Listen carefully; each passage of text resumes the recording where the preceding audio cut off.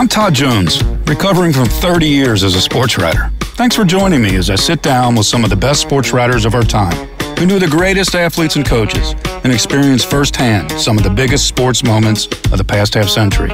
We'll share stories behind the stories, some we've only told each other. Pull up a seat on Press Box Access. There were writers I immediately thought of when I came up with the idea for this show. Gary Shelton was one of them. It's not just because Gary is a hell of a writer, twice honored as the nation's best sports columnist by APSE. His columns have long been making fans think, laugh, and sometimes howl with anger in Tampa Bay and throughout Florida. But for me, Gary has been more than a writer I've enjoyed reading. He has been someone who made me glad I was a sports writer alongside him. He made the job more fun, with a story, an observation, a witty line, always delivered with a twinkle in his eye. Gary's a guy you wanted to sit by on press row or on a media bus. Join us now and you'll understand why. Hey, Gary, welcome to Press Box Access. Hello, Todd. How have you been? I've been great. It's so great to hear your voice again. It's been so long since we've chatted, and I really enjoyed the times we spent together covering a lot of events. I'm looking forward to this. I'm very, very hungry for your stories. I am not hungry for some of the crap that you've eaten on the road during your career. I think we were in Athens, Greece together at the Olympics in 2004, and I recall that you were much braver than me. Pray tell, what did you eat? We had sheep intestines once. We were out, and a guy just points to an appetizer on the menu. And it wasn't what he thought it was. It was sheep intestines, and it tasted like sheep intestines would taste. Like chicken? No, like sheep intestines. Like sheep intestines. Who ate the sheep intestines, by the way? I'm the one who swallowed. There were three of us. Two of us put it in our mouths, and only I swallowed. Oh, and you lived to tell about it. Yeah. Well, I'm from the South. We eat everything. That's right. Just deep fry it. Absolutely. It was in China. Now, in China, they have critter carts. They have grasshoppers and starfish. And, the thing is, if it walks, they eat it. Well, a bunch of the cadre I run with had discovered a different restaurant. And unfortunately, or I guess fortunately, I wasn't able to join them that day. But the part that makes a ewe a ram? Yeah. Yeah, on the sheep? Yeah. That's what they served. They served every kind of animal male genitalia you can imagine. Oh, God. It cooked in different sauces and different styles of cooking it. And so all four of my friends, and like I said, I probably would have gotten roped along to going with them on a normal day, but I had something to do, thank goodness. And they came back, and they had all eaten animal parts, shall we say. You're being kind. Yeah, wangers they had eaten. Chinese wangers. So I brought up one of the guys a banana and said, I don't know if you had time for dessert. Oh, God. So, there's different kind of things you eat. Well, sometimes folks want us to eat our words, and I know that's occurred to you a little bit at times. And that's the price you pay for being one of the best sports columnists in the nation. A must read in Tampa Bay for over 3 decades and in the state of Florida since 1984.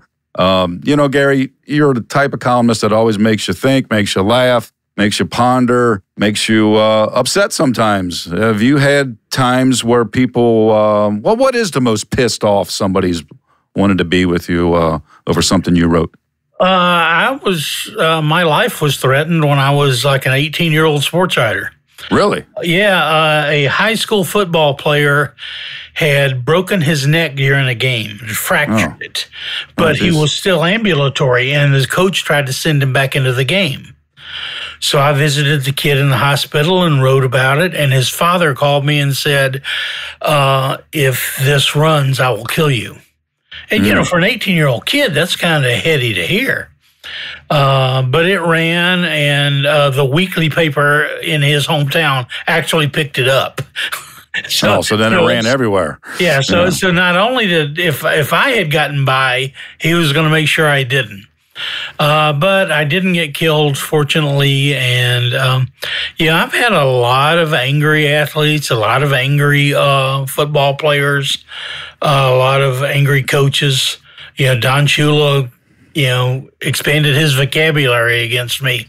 Well, I once read you said that I graduated from Auburn University and the Don Shula School of having my face yelled into. Yeah, that's pretty much it. We were at Dolphin practice once, and Robbie came out. Robbie never came to Dolphin practice. Joe Robbie, the owner. Yeah, Joe Robbie. So we all gather around him.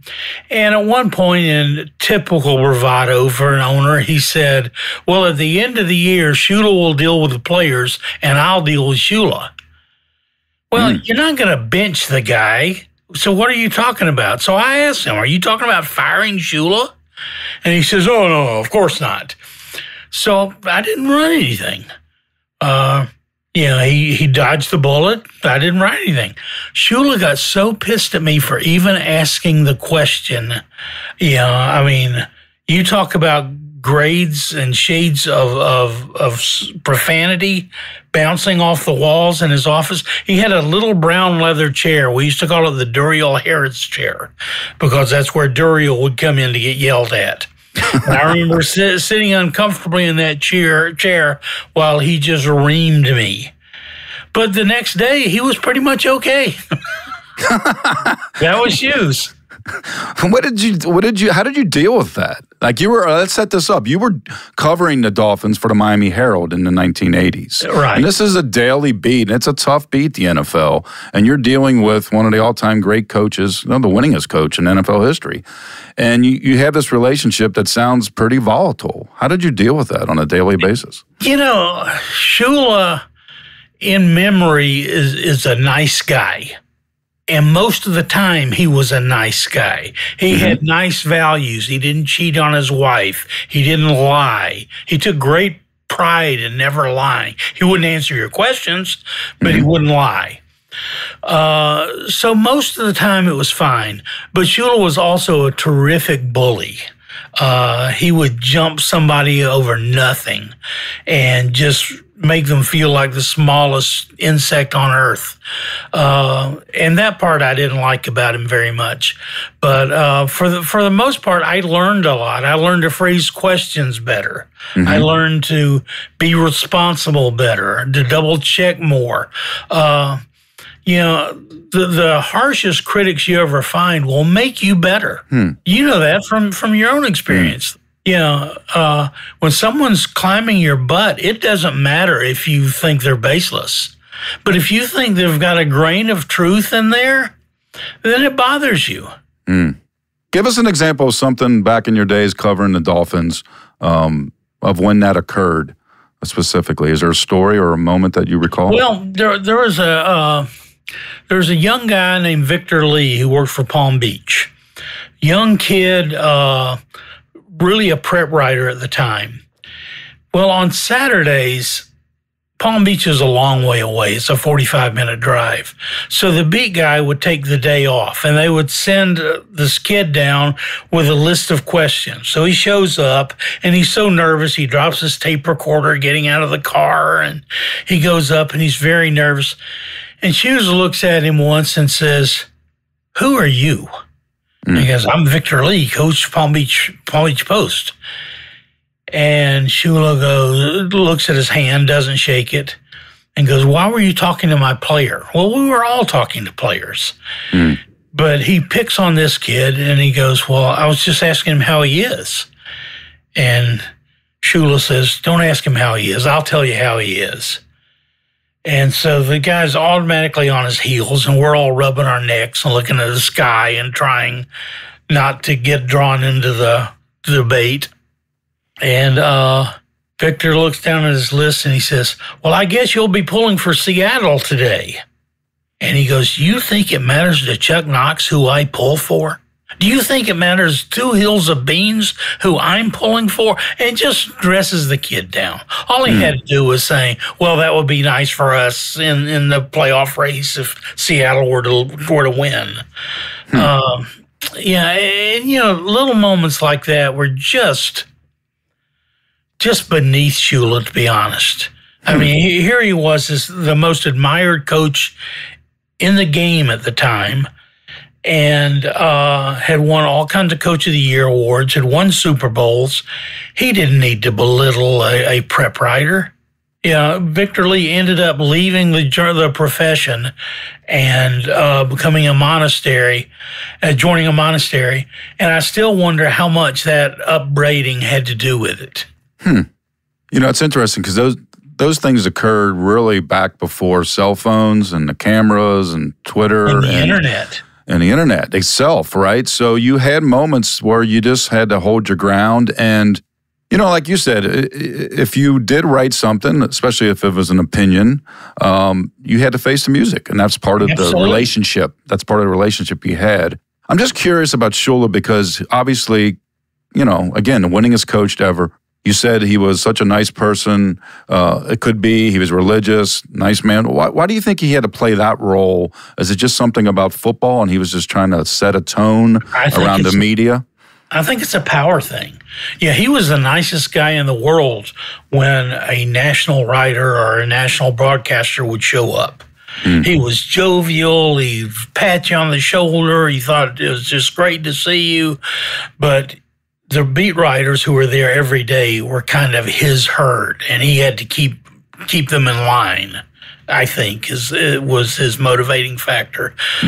He never wanted it unchallenged that this was his team, that he was the guy. I remember once I did a piece on St. Thomas University, and just what a piece of crap it was. It was like the Spinney Field.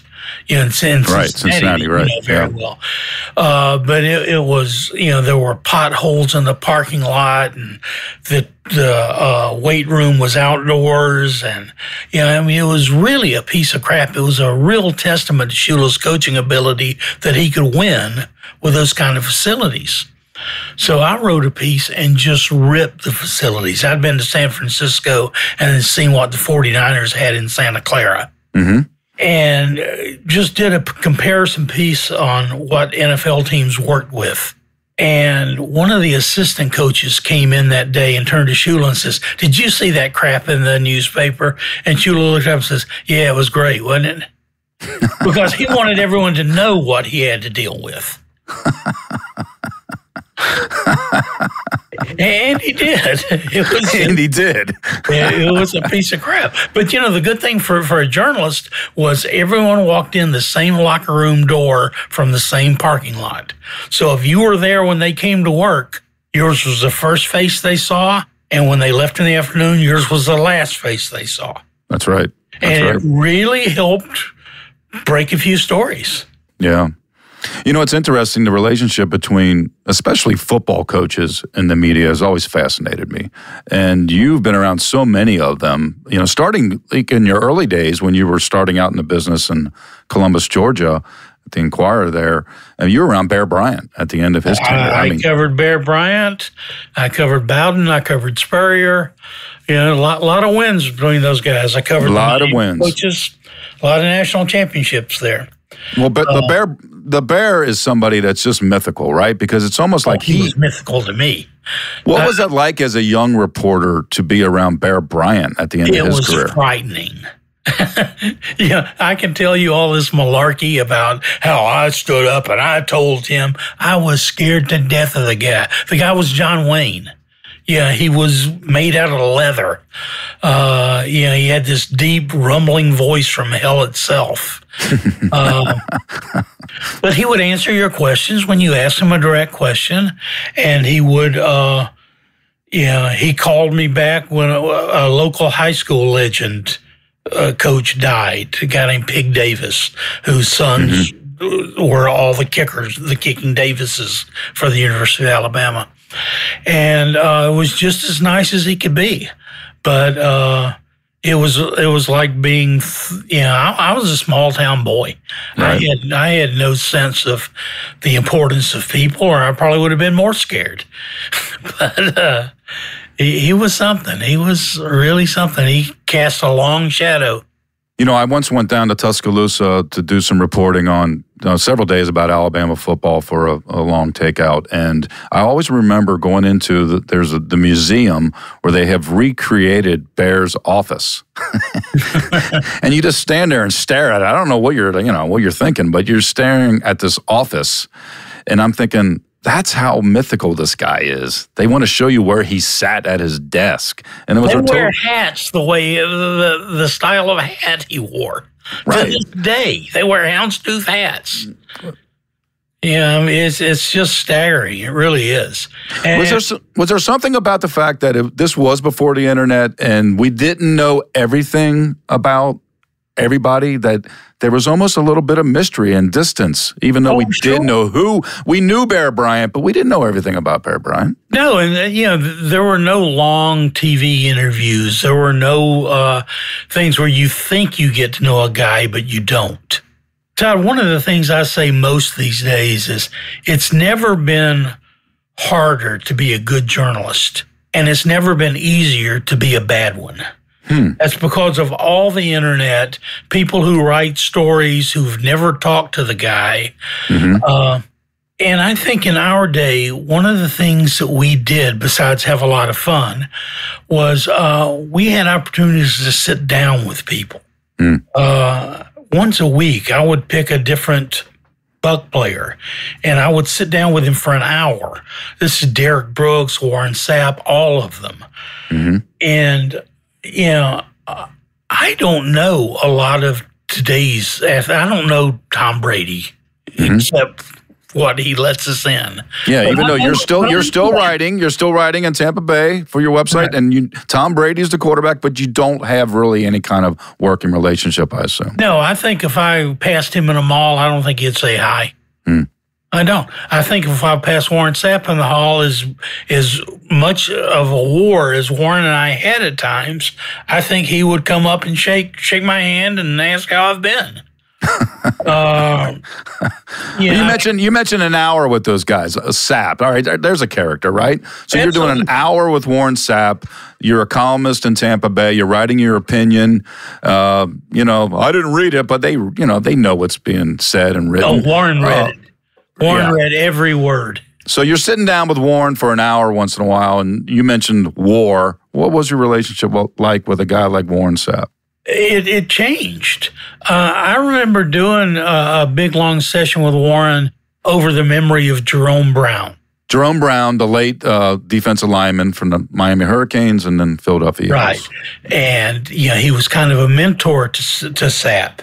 Sapp had been to his home, knew his mom, and just worshiped the guy, just idolized the guy.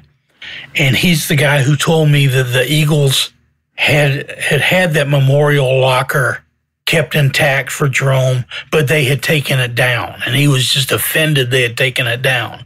And we had a marvelous conversation. Next day, Warren walks by me, doesn't speak. That's how hot and cold he was. When he was hot, what was it like? When he was really engaging? He was the most entertaining guy who ever walked. Really? He was funny. He was loud. He was profane. He knew his place in the community. He told me once, when I am gone, people will cheer. And I said, no, you're the best defensive player they've had in this franchise since Leroy Selman. And he'd go, no, you walk. And damned if he wasn't right. When he retired, people acted like Hitler had died. Why? Just because he offended so many people.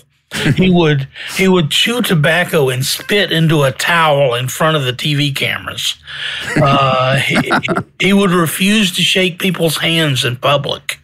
I got to say, I got stiffed by him once at a Super Bowl where, he just gave me the iciest glare. And if he didn't know you, he wasn't going to spend two seconds of time, and he didn't care what you thought about him. Most of us care. Most of us want to be liked.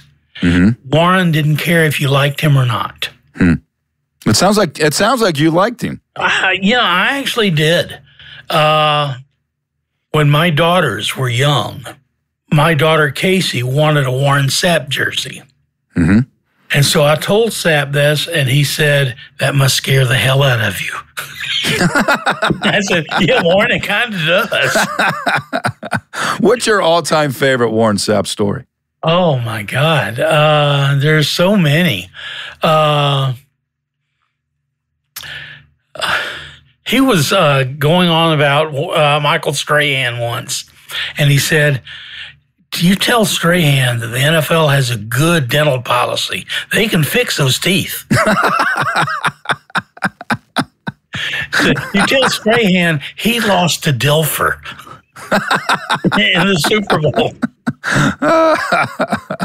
It was, yeah, some of these guys could do stand-up, right? Yeah.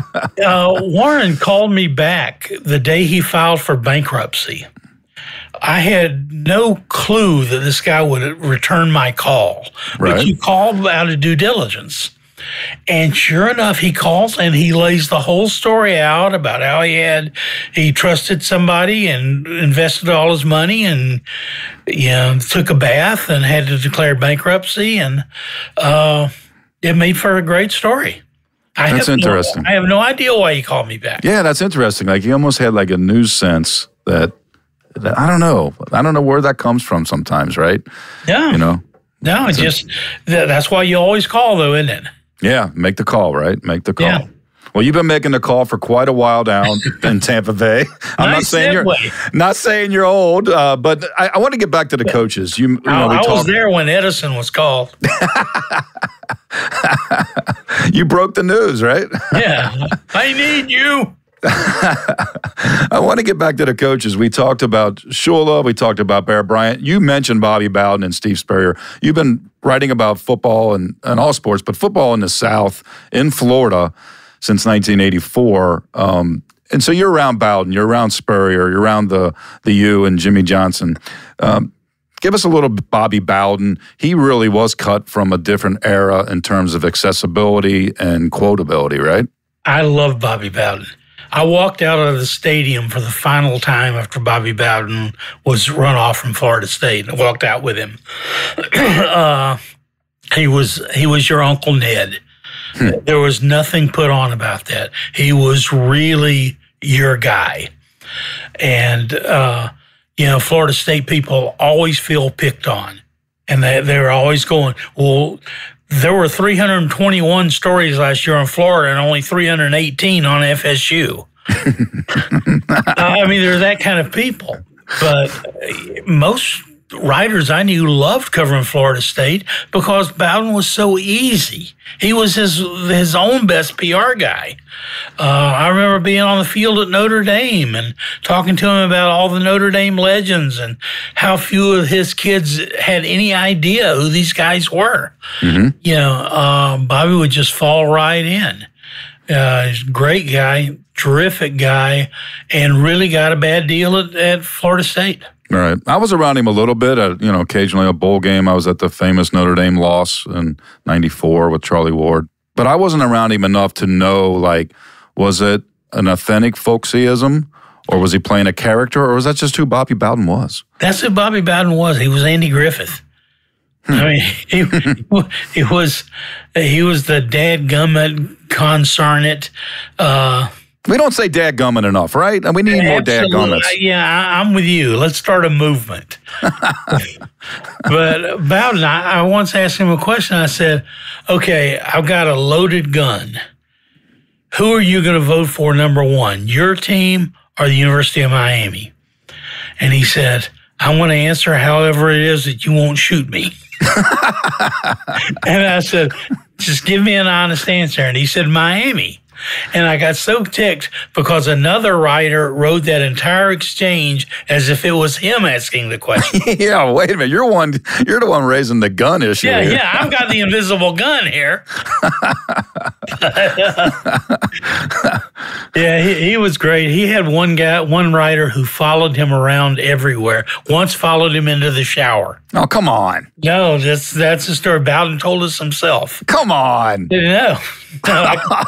When we're off the air, I'll tell you the guy's name. No, wait a minute. Go ahead. No, there's no off the air here. Okay, Craig Barnes. Really? Yep. I'll tell you what.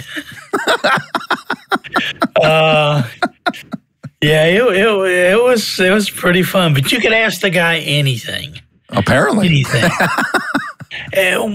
One of the worst things I ever did was I wrote an early column once. You remember early columns? Oh, yeah. Back in those days when you had to fill a hole for the first edition and write about the game before it even begins. Right. Love it. Well, Florida was playing Florida State.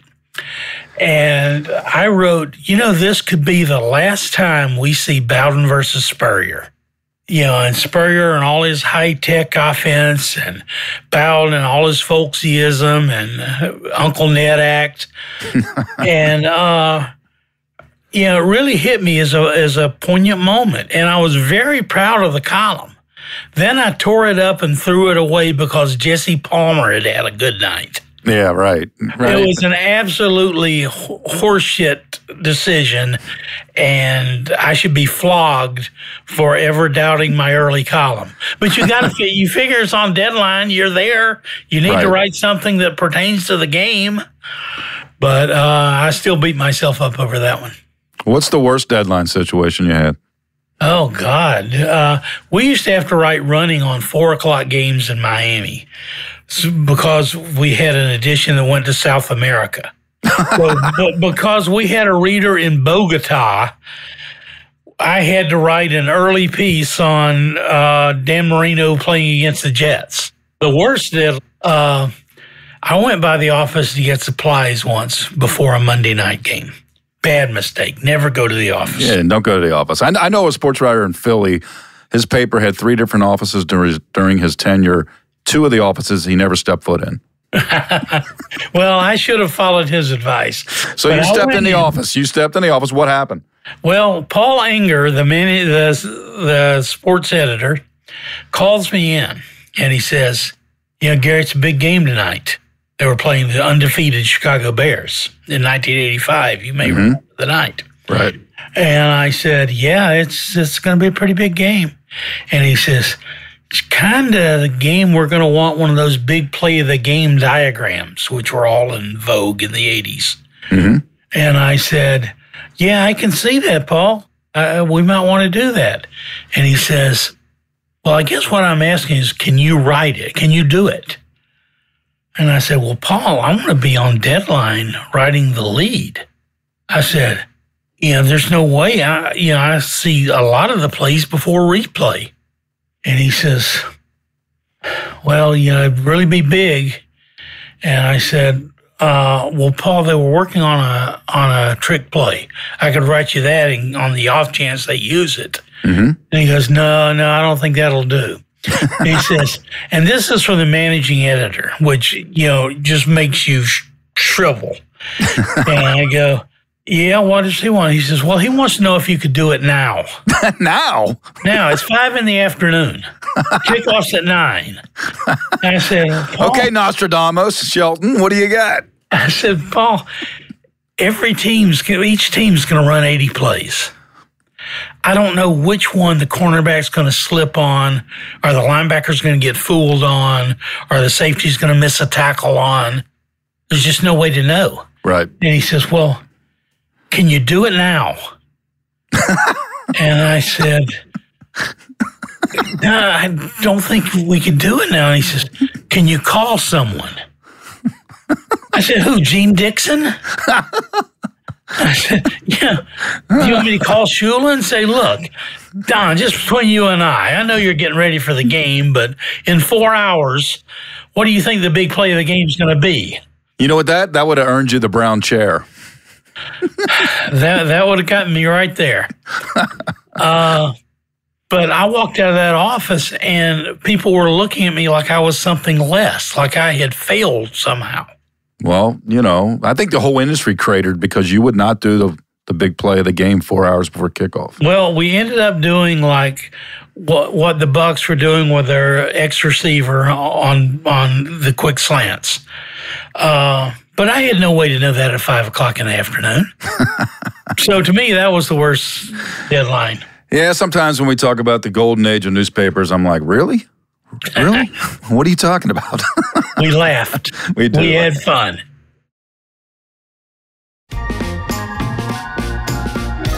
Hey, we mentioned a lot about Shula, and I'd be remiss to not bring up Dan Marino because you were the beat writer again in those days covering Dan. And as you mentioned, with today, a guy like Tom Brady, you just don't get a chance to talk with. In those days, in the 80s and even into the 90s and longer a little bit, a guy like Dan Marino, you had access to him, right? You were able to talk with him a lot. Didn't do you any good. Why do you say that? Well, they had a backup named Don Strock who had been the starter for a brief period of time. And he kind of took on Danny as his mentor and told Danny, never say crap. And Dan didn't. You would ask him about a cornerback, oh, he's a great player. You would ask him about an opposing team, they're a fine team. And he just bored you to death. He's the only athlete I've ever seen when you saw your competitor talking to him across the parking lot, you didn't worry because he wasn't telling him crap either. Now, Danny went on and was a pretty good TV commentator. Right. That's why it surprises me a little bit. Yeah, but he wouldn't open his mouth then. What was he like when he wasn't being quoted and you were just talking? He was a pretty good guy. I remember having a beer with him in a pub in England before the American Bowl one year. Nice. And we just talked and about different perceptions of him that he didn't think was true. You know who Dan was? Dan was the third baseman for your slow pitch softball team who was all cocky and full of himself. Only he happened to make it as an NFL quarterback. Right. He could deliver. But he's that guy. Wow. We've all played with the Dan Marino. Mm. What made him great other than the quick release? Yeah, the great arm made him great. Stubborn, arrogant as hell, competitive as hell. Yeah, I guess most of the ones that are great are really competitive. His misfortune was he joined a team when it was coming off a Super Bowl, and that team got older every day. The offensive line grew old, the defense grew old, and pretty soon Marino was all they had. Right. People rip him because he didn't win a lot of Super Bowls. He didn't win a lot of Super Bowls because his team was getting old. Right. So much of that is, great quarterback, wrong situation, or good quarterback, great situation. It's really a chicken egg thing a lot of times. Dan Fouts versus Joe Montana. Right. Joe Montana was a great quarterback, don't get me wrong. But exactly. he was there when Jerry Rice was young. He was there when Haley was a great player. Mm-hmm. He was there when Lott was a great player. And they kind of grew up together. And a lot of the great teams, that's the case. The old Steelers, they were a young team together and grew older together. Mm-hmm. The Buffalo Bills never won it, but they were the same thing, a young team that grew older together. Right. Speaking of Marino, didn't the Tampa Bay Buccaneers have a chance to draft Marino? Or it looked like they had a pathway to possibly drafting him? I think the story is this, that the previous year, they traded their number one pick for Booker Reese, one of the all-time busts in the NFL. Booker Reese, I'd have to look through a list of dead people. Well, I've got a long story I wrote on him from prison. Oh, well, there you go. But in fact, they told him once, Booker went and got some headache tablets once.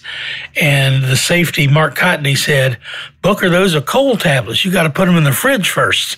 So he went and he put them in the refrigerator. Oh, come on. Left them there for a couple hours, came back, and then took them. But anyway, that number one pick the next year could have been used for Dan Marino. Really? Yeah. That's the story. But instead, they got Booker Reese. And that was the same draft when the people accidentally drafted Sean Farrell. Wow. But because the headphones. What do you mean accidentally? What do you mean accidentally drafted him? Well, they had two names down Booker Reese and Sean Farrell. And the scout at the office got the go-ahead, and it cut out. And all he heard was Sean Farrell.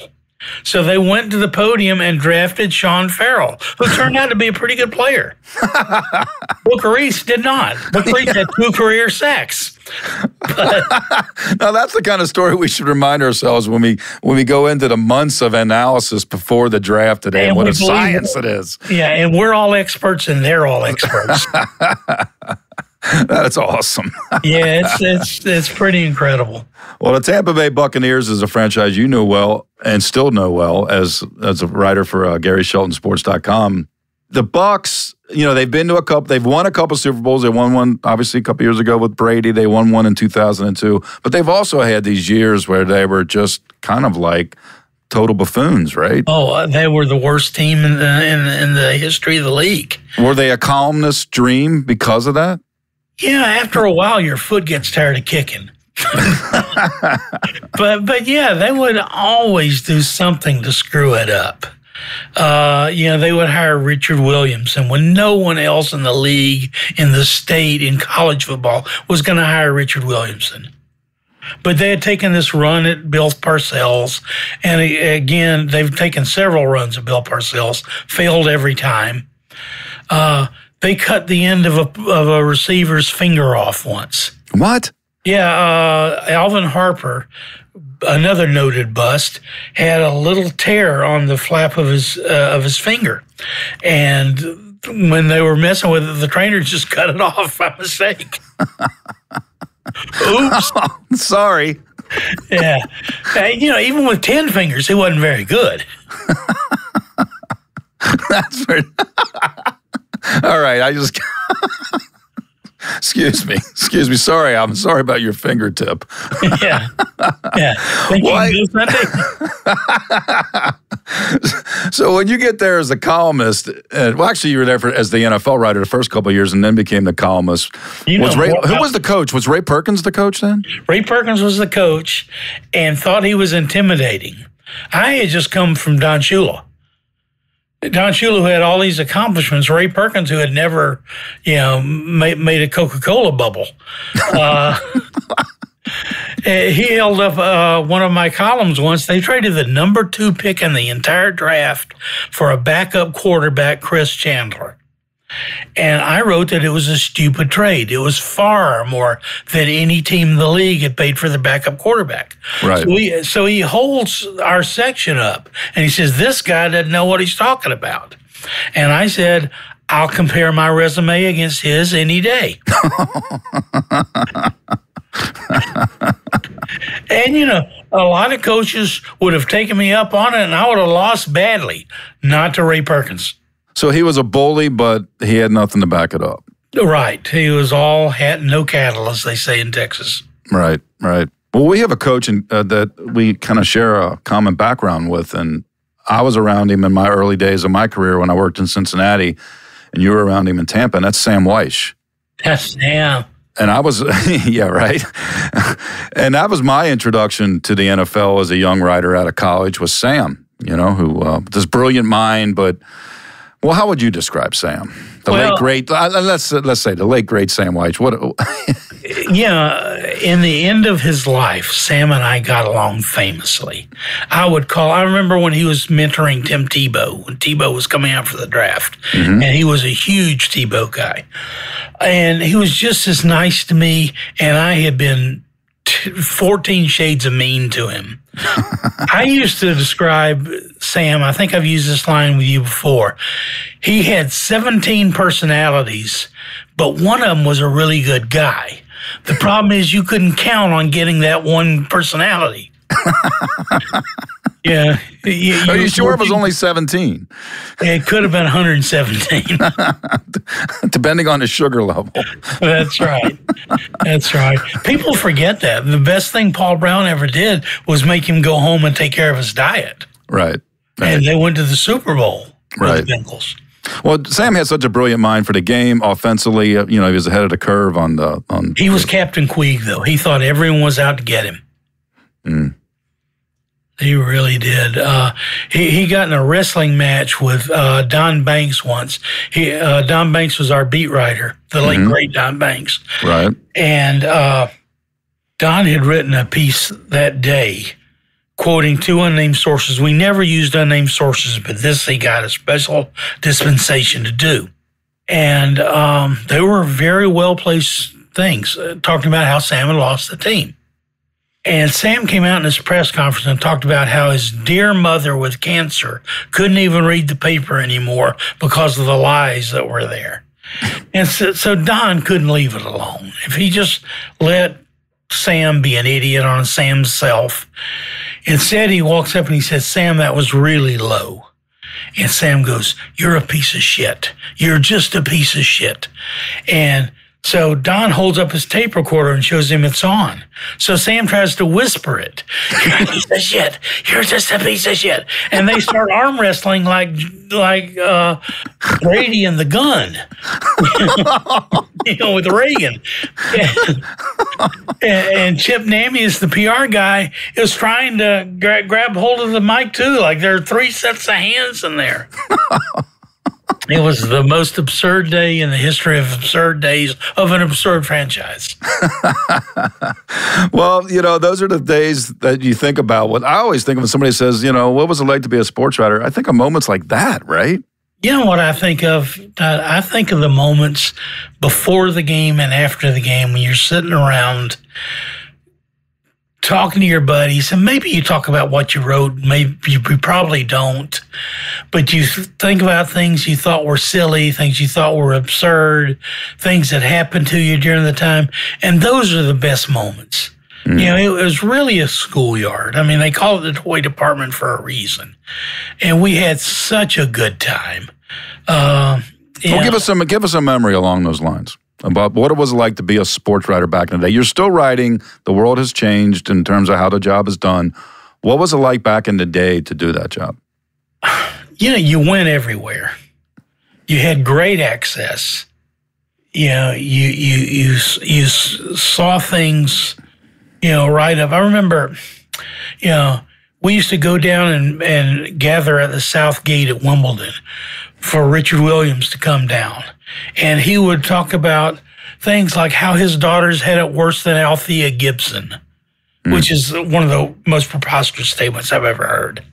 Althea Gibson was a black woman in the 50s, right? In a day when there was no black people at all at Wimbledon. Yeah, she was the first pioneer in women's tennis. Absolutely. Yeah. And instead of honoring her memory, which he easily could have done, Richard just is off on how his daughters don't do enough TV commercials. The press box was a great place. Somebody's always got something wise ass to say. Often it was me. Sometimes it was you. I was just going to say, I was just going to say it was probably one of us, you or me, right. Or maybe we were doing a chorus. Well, what's the story you and I tell all the time? We were at a gymnastics convention in Philly, was it? I think it was Boston. But we did a table in the back, and we called it Idiot Island. Yeah, it was me, you, Sam Donnellan from the Philadelphia Daily News. Right, and I think another couple of people came in and out. Yeah, we would allow people on the island, and sometimes we'd say, no, you know too much about gymnastics. Right, you're not allowed. If you asked a technical question, right, why you only got so many points for the triple-double somersault, then you were voted off Idiot Island. And I had final say because I was the governor of Idiot Island. You were the governor, that's right.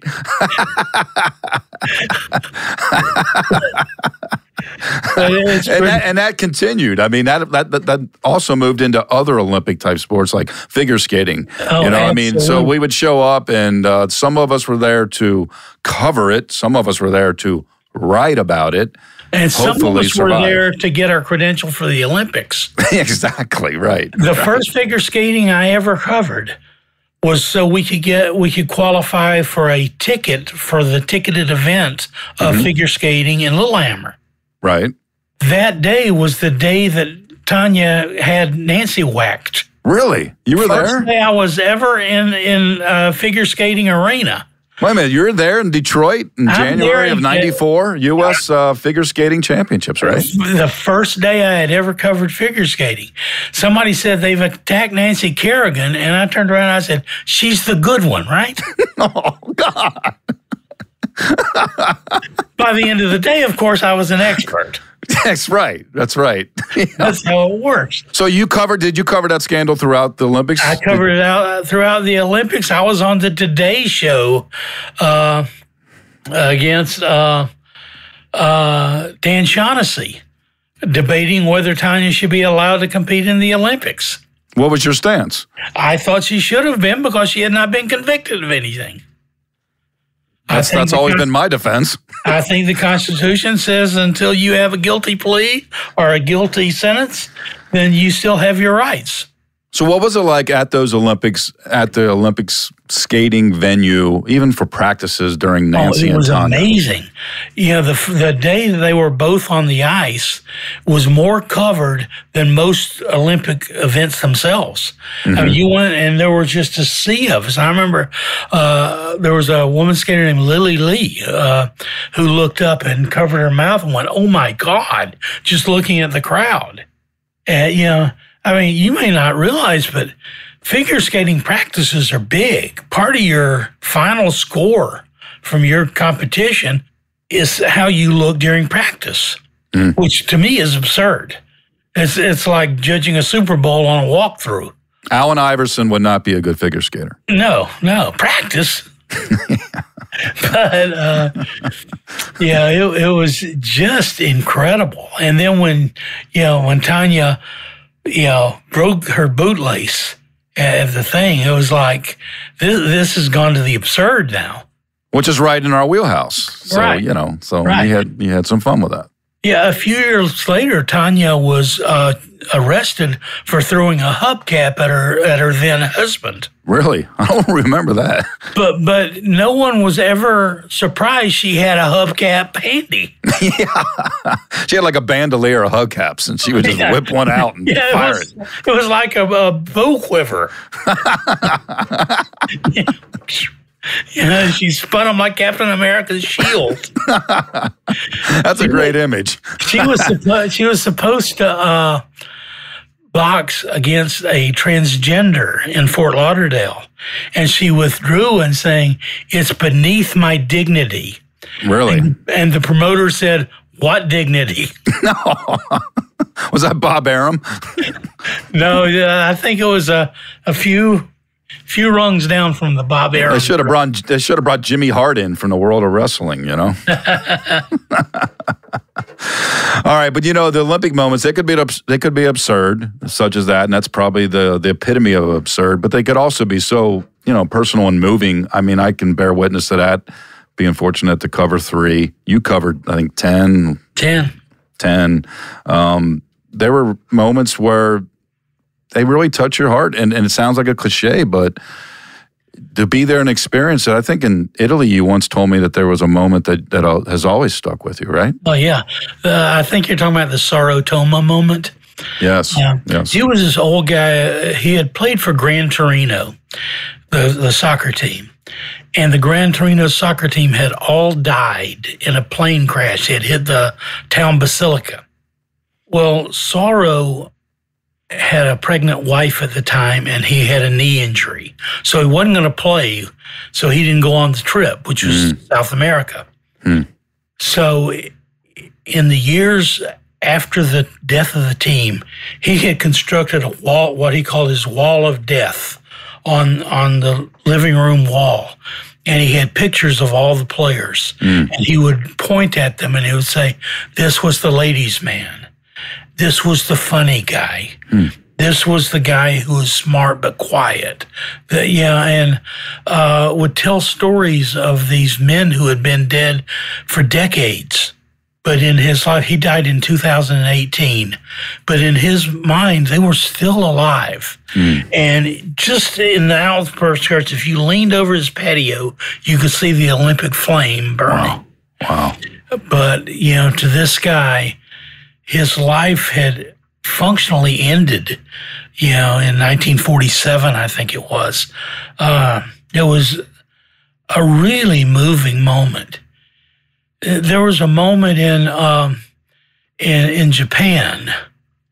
I was walking down the street and it started to rain, very cold rain, Winter Olympics, and in Nagano.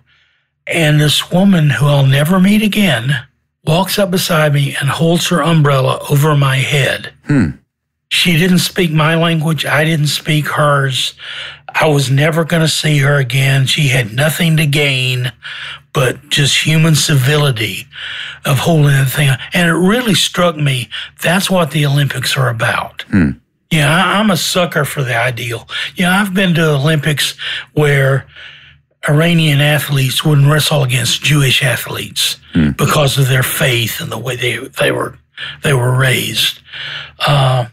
It can be the most petty, most political arena you can ever imagine. But when it works, and every Olympics there are occasions when it works, when a fallen runner will pick another runner up and help him across the finish line. Where Derek Redmond will fall on the lane and get up and finish the race with his father coming out of the stands to help him across the finish line. There are those moments that just capture your heart, and they really do make you understand why these silly sports, whoever watches speed skating, if speed skating was going on in front of your window right now, would you watch? But at the Olympics, it's important. It matters. And by the way, I love speed skating. Yeah.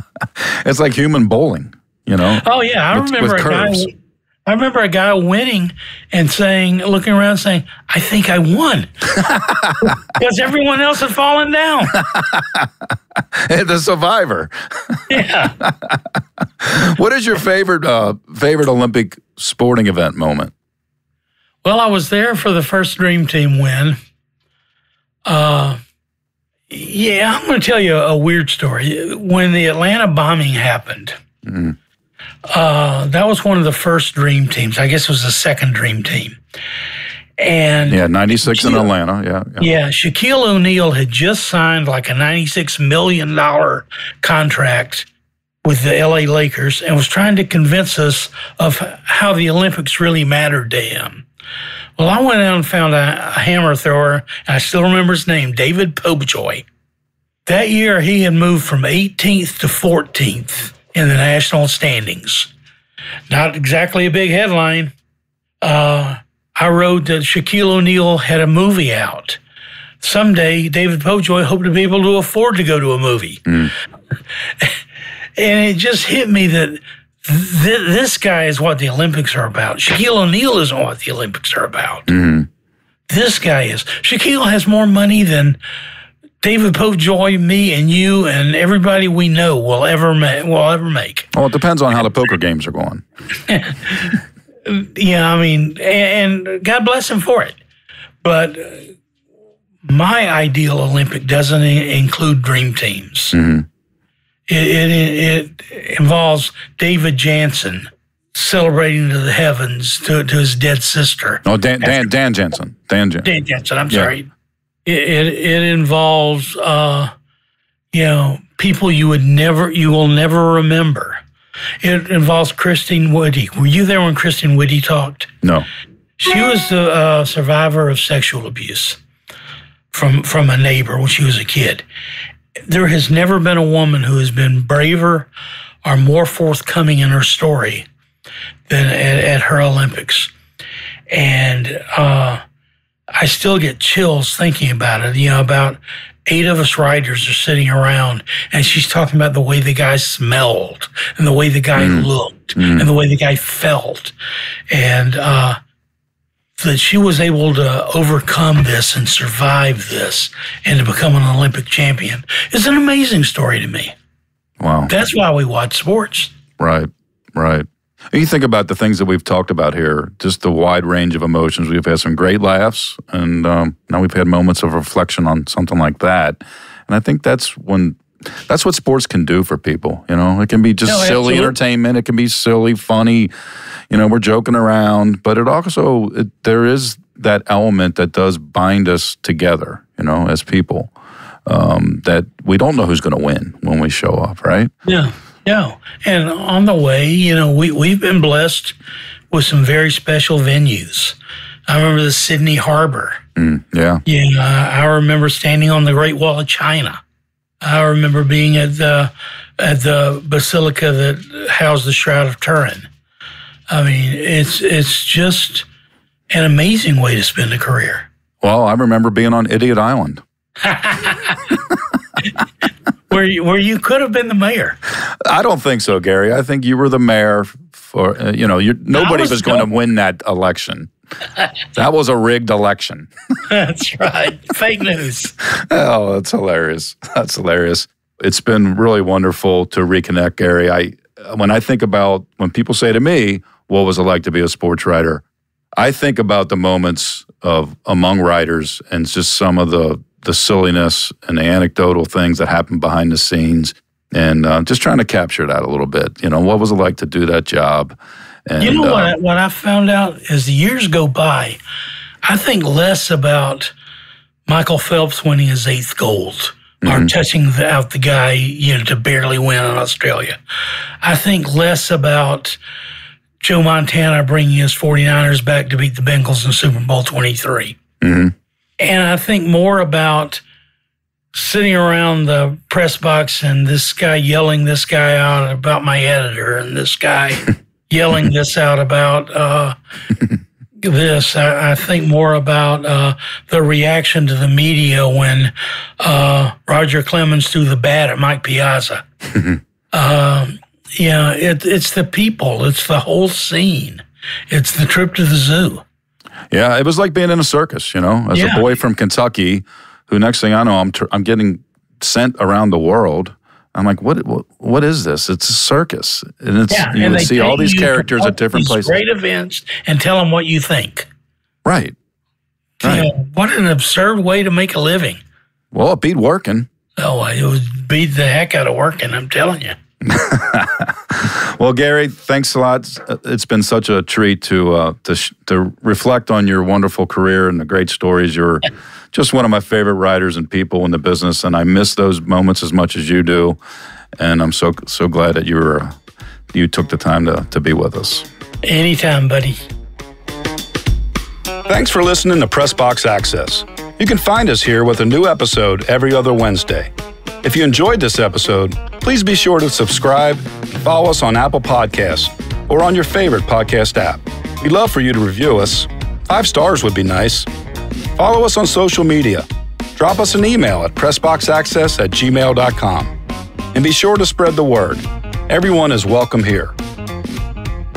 This has been a production of Evergreen Podcast. A special thank you to executive producers Michael D'Aloia and Gerardo Orlando, producer Bill Huffman, and our audio engineer, Nathan Corson. I'm your host, Todd Jones. It's closing time. Rock on.